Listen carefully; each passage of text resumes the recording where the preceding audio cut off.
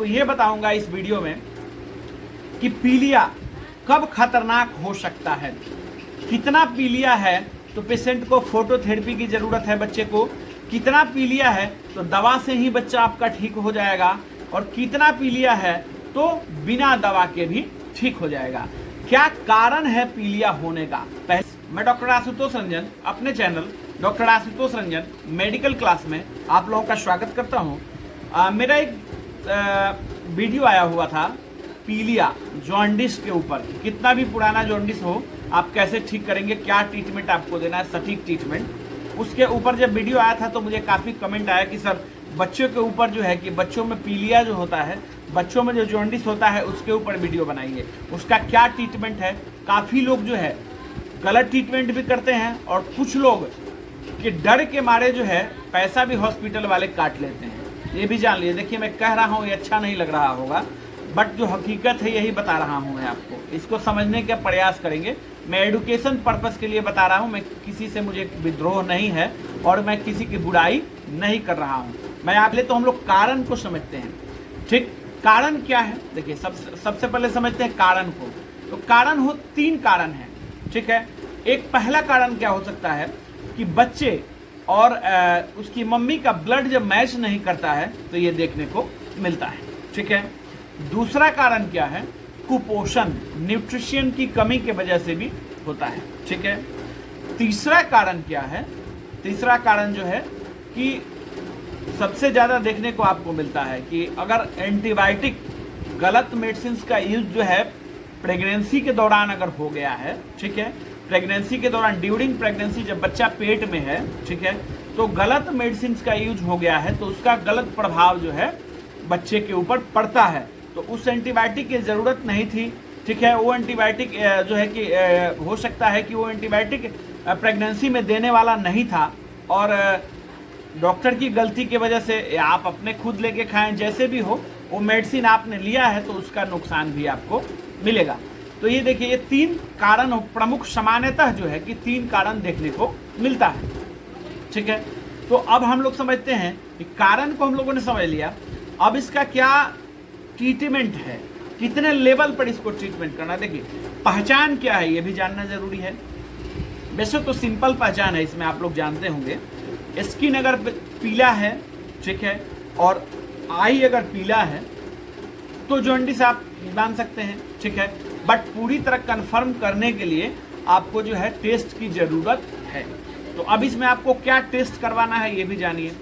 पहले तो पेशेंट का एक CBC करवाना है बच्चे का और एक LFT करवाना है, ये एकदम ज़रूरी है, ठीक है। इससे ज़्यादा टेस्ट की ज़रूरत नहीं है, ये आप समझ लीजिए कि इतना ही टेस्ट काफ़ी है बच्चे के पीलिया को डायग्नोस करने के लिए, जॉन्डिस को डायग्नोस करने के लिए ये क्या कॉज है, किस कॉज से हुआ है। कभी कभी इन्फेक्शन की वजह से भी ये समस्या होता है, ठीक है। तो CBC आपको इसी से करवाना है, ठीक। तो आपने समझ लिया कौन कौन सा टेस्ट करवाना है, CBC और LFT, 2 टाइप का टेस्ट आपको करवाना है, ठीक है। अब मान के चलिए कि उसमें रिपोर्ट में अगर TLC बढ़ा हुआ आया है, ESR बढ़ा हुआ आया है, सूचित रिपोर्ट जो है आपको सूचित कर रहा है कि बच्चे को इन्फेक्शन भी है, ठीक। तो ट्रीटमेंट उसके हिसाब से भी जानेंगे। अब देखिए लेवल को जानते हैं।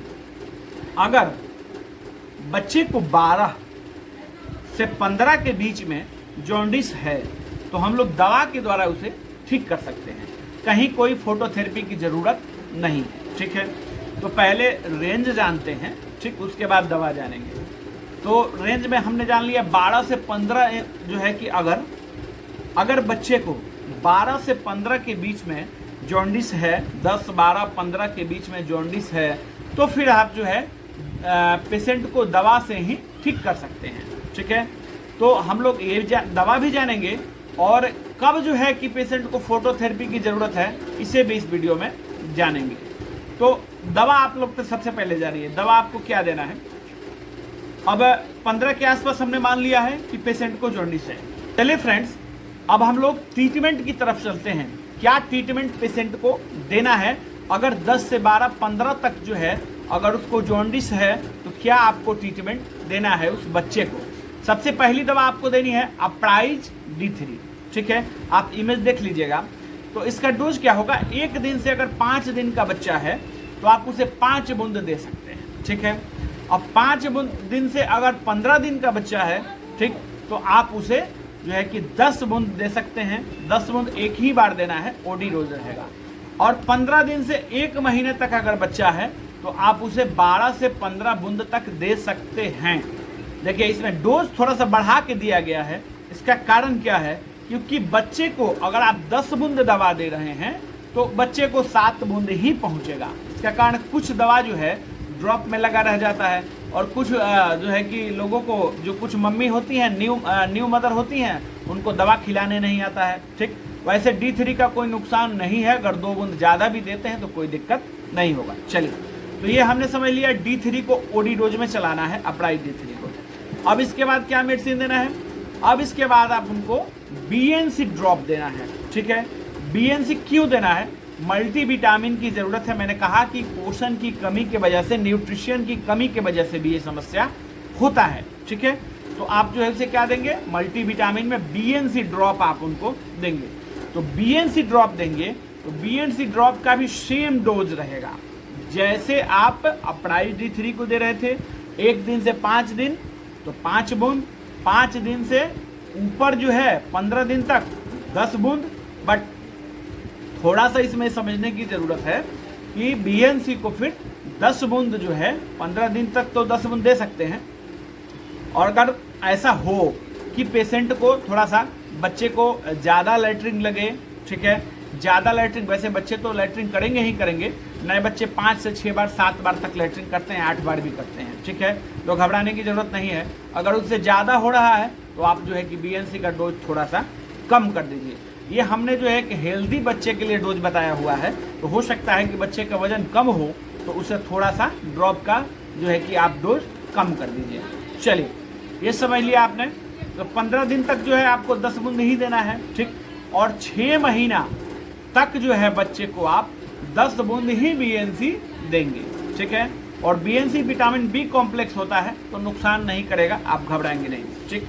तो 2 दवा आपने सेलेक्ट कर लिया। ये 2 कौन कौन सी दवा आपको देनी है। तीसरी दवा आपको क्या देनी है, देखिए वैसे इस जॉन्डिस में लीवर का कॉज नहीं होता है, ठीक, बट सेफ्टी के लिए अगर आप अच्छे से डायग्नोस नहीं कर पाए हैं तो फिर मेडिलिव ड्रॉप आप उसको देना है, ठीक है, बच्चे को।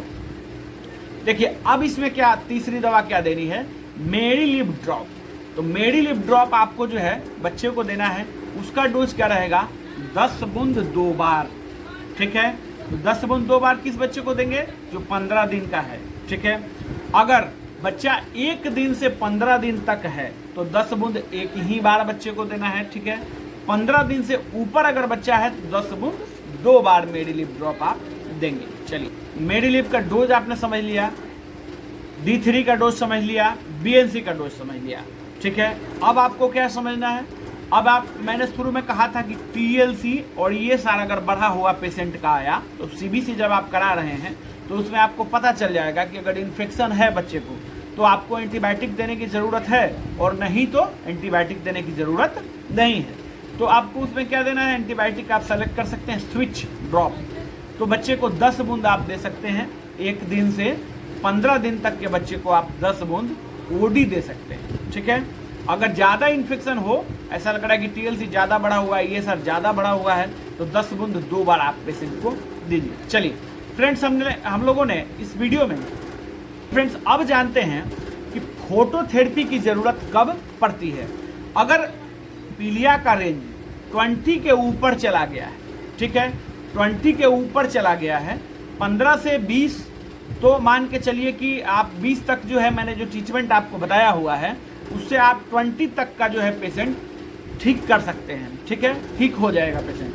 बट अगर पेशेंट का पीलिया 20 से ऊपर है तो आपको फोटोथेरेपी देने की ज़रूरत है। दवा सेम ही चलेगा, आप कहीं भी किसी डॉक्टर के पास चले जाइएगा दवा सेम ही मिलेगा, बट हो सकता है कंपनी केवल अलग अलग आपको मिल सकता है। अगर आप प्रैक्टिशनर हैं तो कंपोजिशन मिलाइएगा तो आपको पता चल जाएगा कि सर ने जो कंपोजिशन बताया हुआ है वही दवा आपको मिलेगा, दूसरा कोई दवा इसमें नहीं मिलेगा। और मेरा ये बताया हुआ ट्रीटमेंट है बहुत ही कारगर ट्रीटमेंट है, मैंने अपने पेशेंटों पर आजमाया हुआ है और मात्र 10 दिन में ही बहुत अच्छा रिजल्ट पेशेंट को मिल जाता है। 7वें दिन से जब आप ट्रीटमेंट स्टार्ट करेंगे तो 5वें से 7वें दिन से जो है बच्चे का पीलिया कम होना शुरू हो जाता है और 10 दिन में तो बहुत अच्छा जो है रिजल्ट आपको मिल जाता है। चलिए फ्रेंड्स, वीडियो अच्छा लगा हो तो मुझे शेयर करिएगा, लाइक करिएगा और आप लोग कमेंट करके मुझे बताइएगा कि और कौन सा टॉपिक पे वीडियो चाहिए। और देखिए फ्रेंड्स, आप लोगों के लिए एक इम्पॉर्टेंट मैसेज है कि मेरे चैनल पर काफ़ी हेल्थ टॉपिक्स के वीडियो पड़े हुए हैं, आप लोग जाके ज़रूर ही वॉच करिए, विजिट करिए और देखिए और मुझे सब्सक्राइब करिए और शेयर जरूर करिएगा मेरे वीडियो को, क्योंकि काफ़ी लोगों को इस जानकारी की ज़रूरत है। धन्यवाद।